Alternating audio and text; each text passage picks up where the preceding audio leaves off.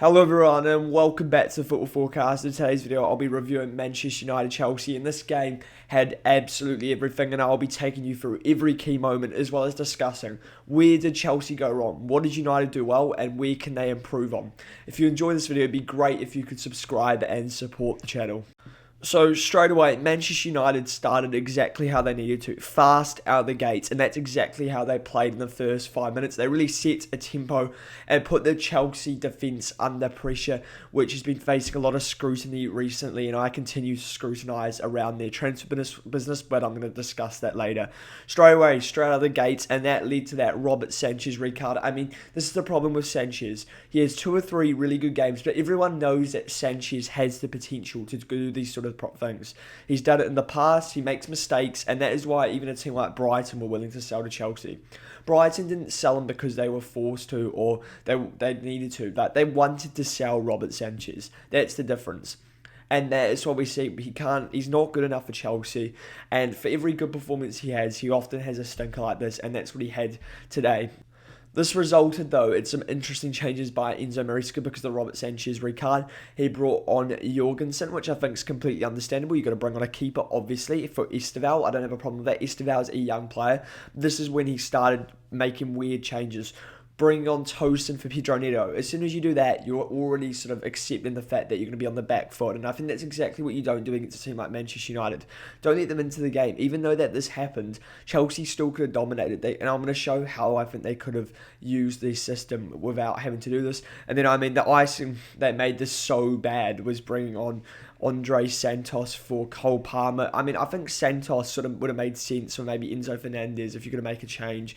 A bit more energy in the midfield or something like that. That's what you need when you got 10 men. Andre Santos wasn't that impressive, but why would you bring off Cole Palmer, your best player? Why are you bringing off Pedro Neto, your outball? You need outballs when you're down to 10 men. You need players that can drive you up the pitch. You need players like João Pedro, who they can keep on, but you need also spark like Cole Palmer. These are the sort of players that play well in these situations when they're most needed. They are the sort of players that you want when you are down to 10 men.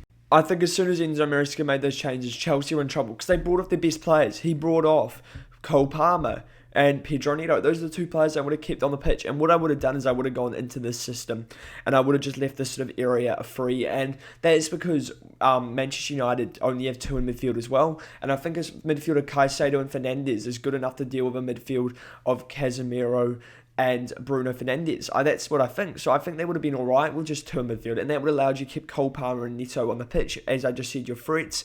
And if you really want to, Cole Palmer can drift into here, and that's perfectly fine. João Pedro is able to sort of move into this sort of area of the pitch. He's very good at that, almost playing as like a false 9. And this would allow Chelsea to keep a very similar team to what they started with, as well as keeping the same sort of shape, but also allowing them to still have a threat up against Manchester United. And as Enzo Maresca went really defensively, it obviously opened up Manchester United to have loads of chances, and this was built by this momentum. Most of their good chances were created in the first half, and that is because of this reason, but also another reason which I'll go into. So Bruno Fernandes obviously getting the first goal for Manchester United, very close to being offside, but he was on, and this goal was definitely coming, as well as the second goal through Casemiro. And it looked like United were going to cruise. Amram was going to have a nice relaxed day, which I think he could use. But no, then Casemiro gets sent off, which means that Manchester United now have to worry a bit more because now it's 10 versus 10.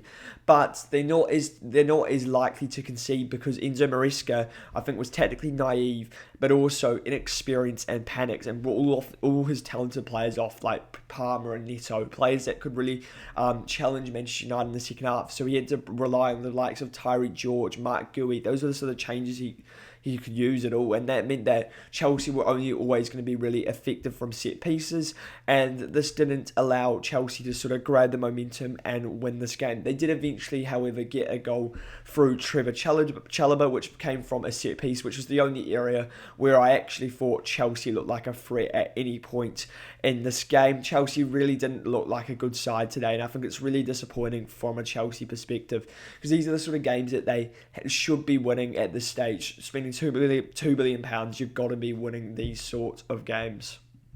But even if I think Chelsea went down to 10 men, for me, I once again saw a glaring issue. Obviously, the goalie, like that, it's no doubt about this, that the keeper is an issue. But also the centre halves, like it goes back to recruitment in the summer. Maresca's to blame, but the recruitment in the summer is absolutely terrible. Again, I'm going to continue to say this. People had this persona that, oh, Chelsea had a good window, basically because they bought João Pedro, but they didn't buy a centre half, which they 100% needed. They've got a lot of average defenders today, and we saw that again. They looked under so much threat. The defenders, none of them looked like they could take control of the game. The only good defender they have is Levi Cole, and he's injured, so they had the opportunity to buy another defender because they knew he was injured. They needed one anyway, but they still refused to buy one. Because they couldn't ship one of Tosin, Chalobah, or Fofana out, and that just comes back to poor recruitment in my eyes. Chelsea's recruitment recently hasn't been good enough, and once again, I say this. What's the point? Like, Chelsea's bench is actually not very good. I know they have injuries, but bringing on players like Barragán and Garnacho aren't the sort of players that can change the game. And Maresca proved that today. Even when Chelsea were with 10 men, it looked like, oh, they need a player like this. He didn't bring them on. He didn't look to go to them. He didn't look, oh, you know what I'm going to do is I'm going to go straight to a Garnacho. He brought on Tyreek George ahead of them once again. This just, for me, just shows why the signings aren't good enough. Spending 100 million and having two players on the bench that you just don't bring on, then bringing on a youth academy player makes no sense. I said it and I said it again. They needed to sign one world-class winger, one world-class defender, and a world-class keeper, and that would have been way better than all the money they spunked once again. It's just not working, this model, I'm telling you. It's not a model that's going to bring in long-term success or a league, I do not believe, for Chelsea. They'll consistently get into the top four, and then that's maybe what Clearlake and Todd Boltley are happy with. Maybe that's what their goal is, just to continuously be in the top four. But I'm telling you, this won't result in a league title or a Champions League for Chelsea, which should be the ultimate gain and belief that Chelsea can do. That's what Chelsea should be striving to do. A massive club like Chelsea shouldn't be happy with top four. None of the clubs around here should be. Manchester United shouldn't be, but they're obviously a lot more further down the road. This brings me on to Manchester United. I mean, I think United fans have to be positive today. It wasn't the best performance in the world, and there's definitely still concerns, but they have picked up the 3 points. Once again, we saw Amram was stubborn with his selection, picking basically the same team he picked for the Manchester derby. Once again, picking players like Ahmad and out of position and not playing him as a right wing back or in Mbeumo's position. I mean, it's just stubbornness from Ruben Amorim. And look, I don't think he coached particularly well, but they got the result, and some individual quality got them out of trouble. And this is the sort of game where Bruno Fernandes can be good, I think, when maybe he's got a bit more freedom. He will win you points, Bruno Fernandes, but I don't know if it's how sustainable this is and how sustainable Ruben Amorim's system is. And I think we saw this once again. And I mean, he made tactical errors once again. Why? This is my number one question. Why bring off Benjamin Sesko at half-time when you need a striker to hold up the ball? You've just gone down to 10 men. It's 10 on 10. There's no reason to panic too much. What you just need is a big striker which Mbeumo can play off. That's all I think he needed. Then he could have brought Ahmad off. I think he could have brought Mazraoui off and brought Ahmad on as a wing-back. If you want to go a bit more defensive, you don't do that. You just bring off Ahmad off straight away. And I think this would have given Ruben Amorim the defensive solidity he needed. Why bring off Sesko? I think he's just got this addiction right now to being a really fluid side. That's what he wants.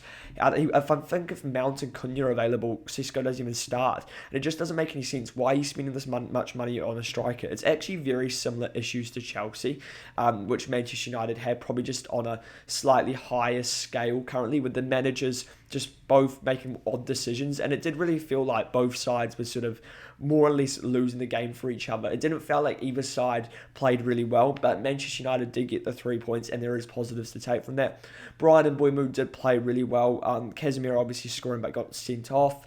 Yeah, so there are positives for Manchester United. There's no denying about that, but there's still issues, and I think this is very much a result of covering up the cracks. And I do think they will struggle away at Brentford next week, which is definitely a must-win. So anyway, that is the end of this video. Please let me know your thoughts on Manchester United and Chelsea's performance today. Do you agree with my assessment? Do you actually think United played better than sort of what I've given maybe them credit today? Do you think there was something that's promising for Ruben Amorim and his side?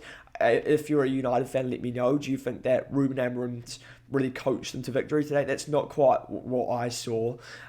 If you did enjoy this video, please subscribe and let me know if there's any work-ons you have for the video. Where do you think I can improve it? What do you think I need to add?